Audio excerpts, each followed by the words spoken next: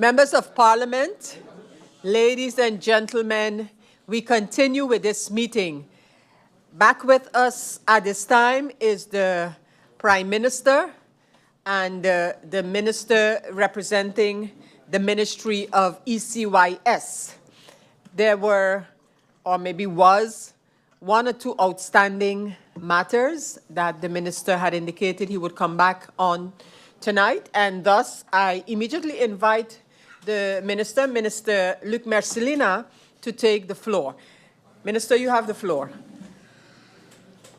Thank you, President of Parliament and members of Parliament. Good evening, good night. I'm back here as the Minister of General Affairs to still give some answers to questions or actually clarification on statements made by the members of Parliament. First of all, the first question is from MP Irion. Did GB fail to get the financing through the consortium? GB management believes it's not a matter of fail or pass. There were certain criteria that needed to be met, for example, updating the financial year statements. Thus, GB was unable to meet the criteria at that time. Question 2 from MP Irion. Is only the Prime Minister in communication with GEBE, or is the rest of the Council of Ministers also getting information? Answer, the Prime Minister is in direct contact with the GEBE, and the COM is getting all the information, and of course the members of the Council of Ministers are part of the shareholder meeting. Question 3, how exactly is the Prime Minister informed? Is it through the board? The information received is either from the manager or from the supervisory board of directors. 4, did the board tell the Prime Minister that they have not been able to successfully get finance through the consortium? The answer is yes. Answer 5, question 5, did GB get an arranger for the consortium, or was GB acting as the arranger to get the financing? The GB was engaged with an arranger since July 6, 2023, which is Finance Quest. Question 6, did GB's board officially request the government for the government to go and get financing from the Netherlands? The request was to assist with there was a request to assist with the financing. In the mentioned letter, it was stated that the assistance could be provided in the form of an emergency loan to GEBE or a lease to own construction. MP Otley, regarding the cabinet staff, I've sent an email to the Secretariat of Parliament through Mr. Richardson and also to the Honourable Chair Lady MP Sarah Westcott-Williams, with an overview of the staff with a corresponding scale with their function, inclusive the answer that we do not have, I do not have a legal retainer agreement in my cabinet. What was the agreement signed for the 10 megawatt generators? It was June 27, 2024. What was the date for the 20 megawatt generators? It was June the 20th, 2024. Question 3, was there a shareholders meeting relating to these container generators? If so, what was the date? The urgent shareholders meeting on July the 19th had the following topics: ongoing energy crisis and the immediate, the short and long-term solutions for the energy crisis of St. Martin. And the third session of that meeting was on dedication on future renewable energy for St. Martin. Question 4, is the Plan B the only option on the table? At this moment, it is the main option that we have on the table. MP Doran, the MP would like to receive documentation where it was stated in black and white that this project was off the table. I follow just now the answers and the discussion with the Minister of Romy, so I refer to the reaction of the Minister of Romy. MP York, the MP would like more clarity on why we seem to be one-track-minded when coming to solutions for GEBE. I understand that we have to fix the generator problem first and then we move on to sustainable energy. Why can't that be parallel of one another? The answer is I can inform Parliament that this was a choice that we made. First, it was imperative to fix the generator problems that we were encountering to stabilize the grid.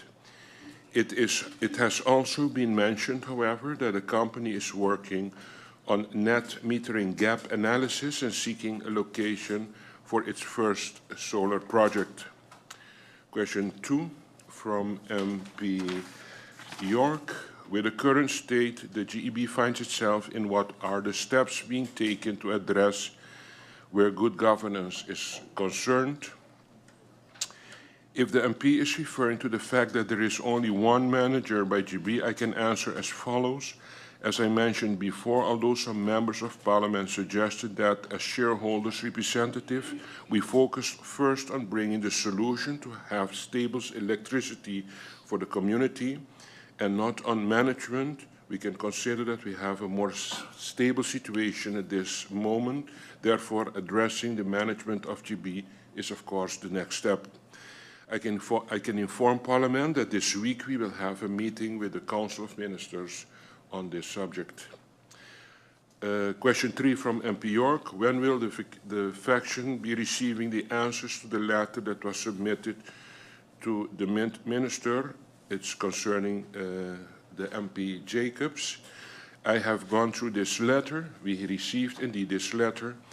And the main concern in the letter was if the Corporate Governance Council received a potential candidate for the future filling in of the positions on management level.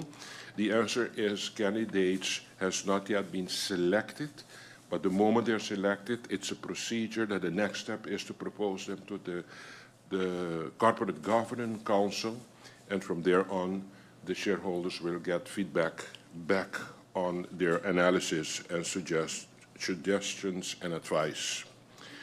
Question 4, when exactly does the shareholder and the supervisory board expect to make a decision regarding the management board based on the report of the BDO?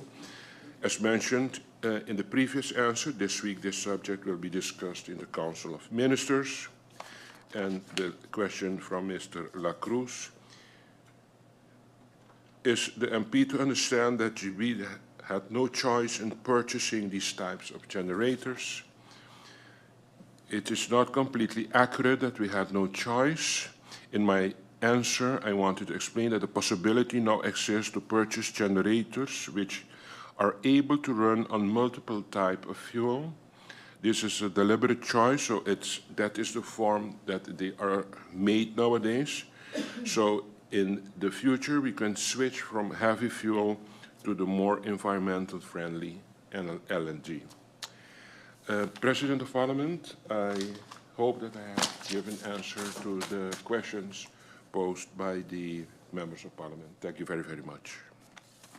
Thank you, Minister Luc Mercelina, and of course those were questions or answers given to questions posed with regard to especially GEBE and in your capacity as Minister of General Affairs. So I want to thank you, Prime Minister, Minister of General Affairs, Dr. Luc Mercelina, for your responses. And we have now come to the end of the first round.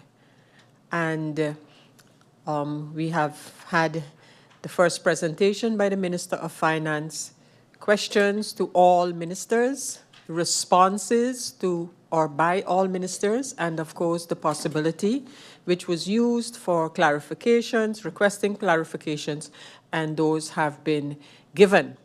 So with that, members of Parliament, we have come to the end of the first round, and we are ready to go over to the second round. And I think that the first minister in the second round is the Minister of Finance. So all we need is 3 minutes in order to have the change of the guard the Guard of the Ministers, that is, and I will adjourn until 33 minutes past 8, 8:33. So 3 minutes from now. Meeting adjourned until 8:33 p.m.